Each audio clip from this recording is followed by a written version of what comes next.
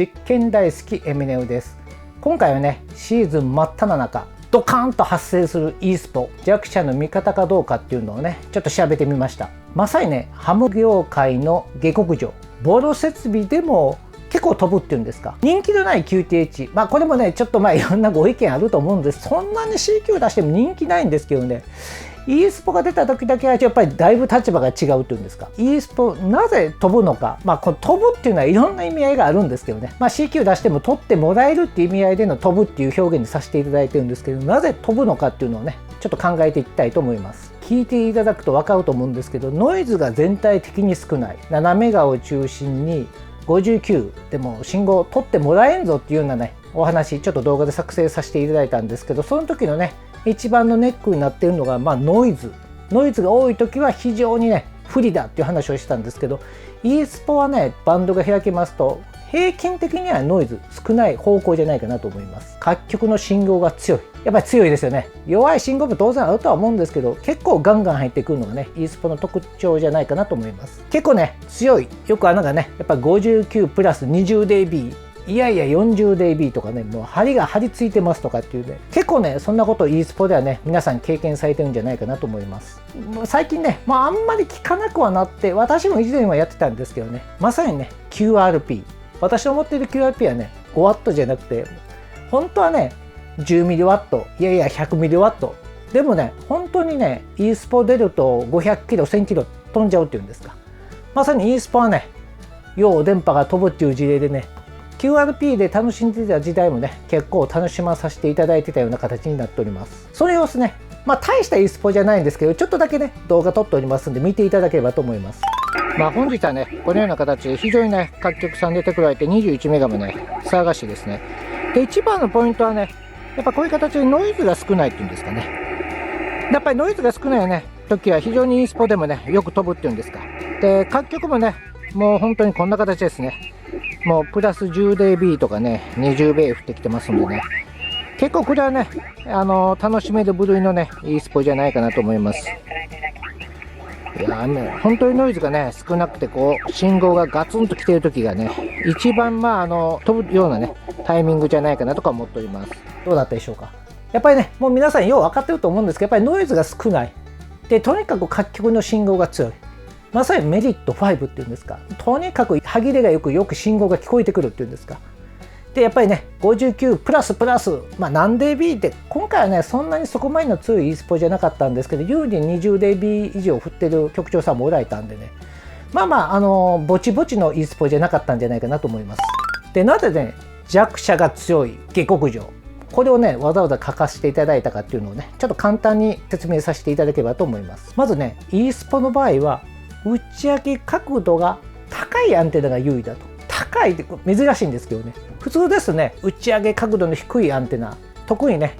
指向性のあるヤギアンテナとかがね非常に有利だとされてるんですけど、逆に e スポになりますとヤギアンテナ打ち上げ角度が低いためにね非常に不利になってきます。行角をねわざわざ45度ぐらいまでつけてねヤギアンテナ上げられてた方もいつでもおられたんですけど、最近はだいぶ減ってきたんじゃないかなと思います。なぜかと言いますとね、もう e スポって言いましたらね、もう要は目と鼻の曲っていうんですか、どれぐらいの曲を指すとかって難しいんですけど、やっぱり100キロ200キロ、電磁層の高さから計算しましてもね、本当に打ち上げ角度が45度とか60度ぐらいが結構来ることが多いって聞いてますので、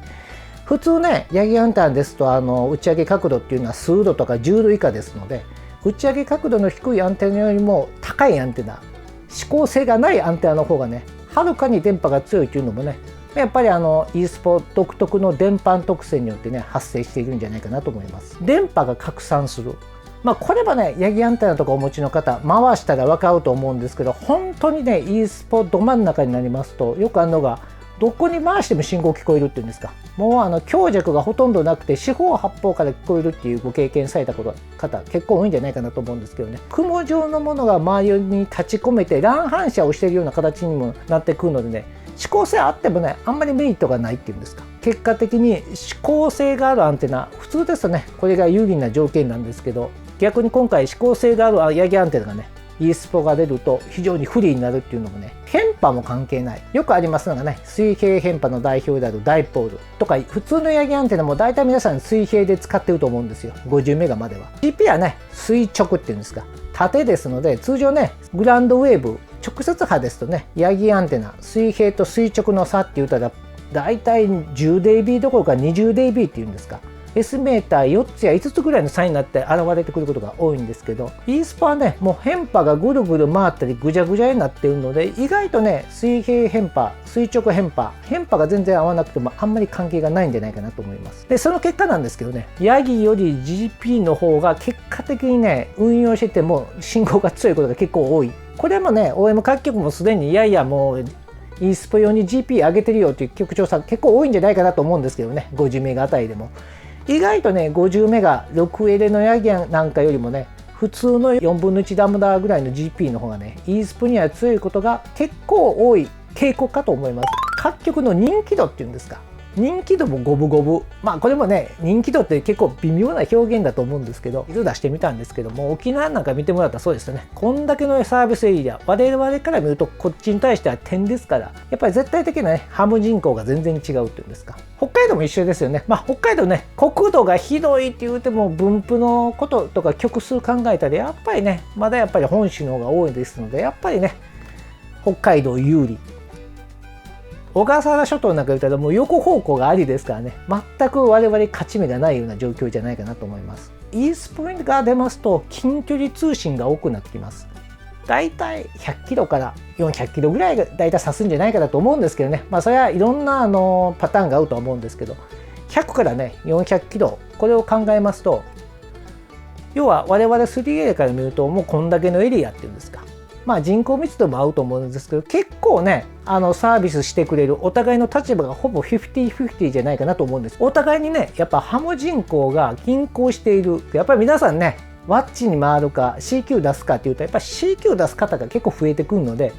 まあ普通よりはね、明らかにやっぱり QSO できるチャンス増えてくる傾向じゃないかなと思います。イースポの発見方法、もうこれもね、昔とだいぶ変わってきたっていうんですか。昔ですとね、やっぱり一番良かったのがローカルからの連絡。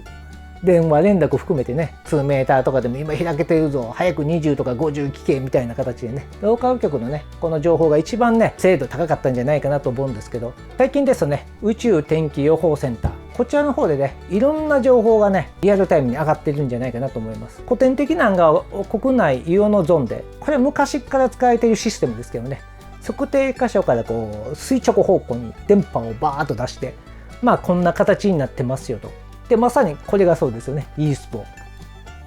さあこれなんかすみません、まだまだ爆弾状態じゃないんですけど、ほんまのすごいイースポが出ますと、ここから30メガ超えて真っ赤がさーっと走っていくんですが、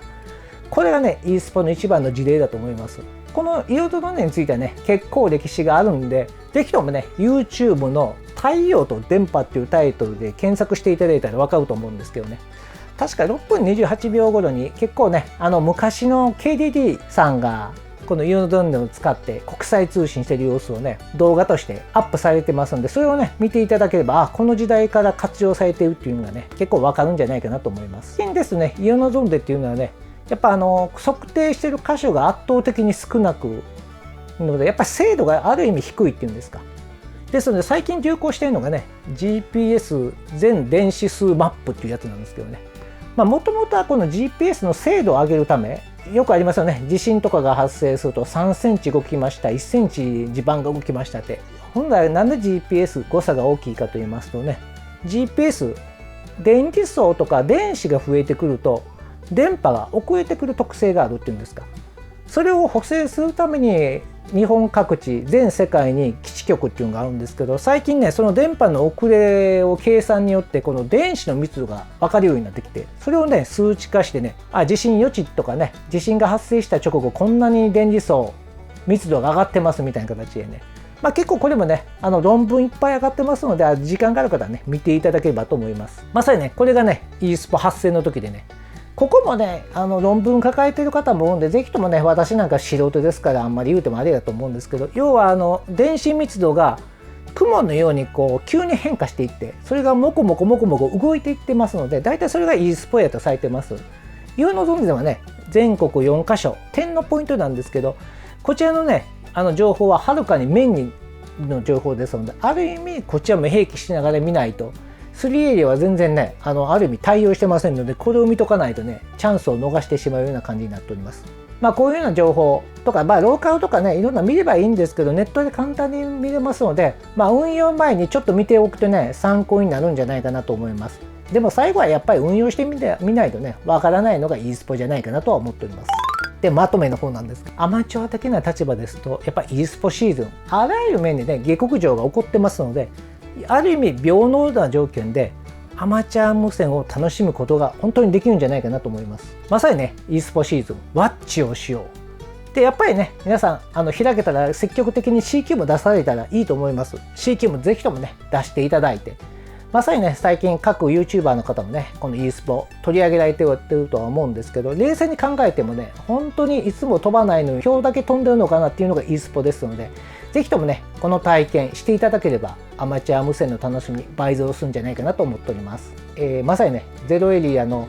ご視聴者様ともねこの前 e スポで QSO できてねびっくりしたんですけど、まさにねこういう出会いがある、1年に一遍しか会えないかもしれないんでね、ちょうどゼロエリアと3って言いましたら、この e スポシーズン逃すと21メガあたりとかハイバンドでは QSO できないんですけどね、たまたま QSO できましてねちょっと興奮した次第です。次ねいつ QSO できるのかって言いますとね、いつかわからないのがアマチュア無線のいいとこだとは思うんですけど、ぜひともね1年に一遍とか2年に一遍そういう出会いがあるのもこの e スポシーズンだと思います。ぜひとも皆さんワッチ CQ 頑張っていただければと思っております。お空でお会いする日楽しみにしております。よろしければチャンネル登録の方もよろしくお願いいたします。